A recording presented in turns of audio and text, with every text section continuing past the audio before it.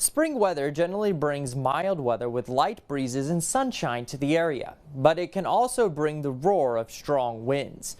When conditions are ripe, we can see thunderstorms build quickly and start to rotate. If the storm's rotation continues to increase, a funnel cloud can be seen at the bottom of a thunderstorm. A tornado is only born once the funnel reaches the ground. Tornadoes in northeast Tennessee are uncommon, but can happen. Knowing where to seek shelter and when is critical to surviving these whirling monsters. A tornado watch is issued when the ingredients are in place and tornadoes are possible. If a tornado warning is issued, it is time to seek shelter. This means a tornado has been indicated on radar or has been spotted. Make sure to have multiple ways to receive watches or warnings. This can include your cell phone, a NOAA weather radio, local TV and radio, or even social media. The best place to seek shelter is in an enclosed building away from the exterior walls and windows.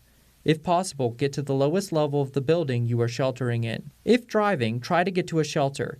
If you cannot, get out of the vehicle and shelter in a ditch or low-lying area while covering your head. Never seek shelter under an overpass, as this can enhance the winds and increase the danger. By following these safety procedures, you can minimize the impacts experienced by you and your family during this severe weather season. For News Channel 11, I'm meteorologist Alex Williams.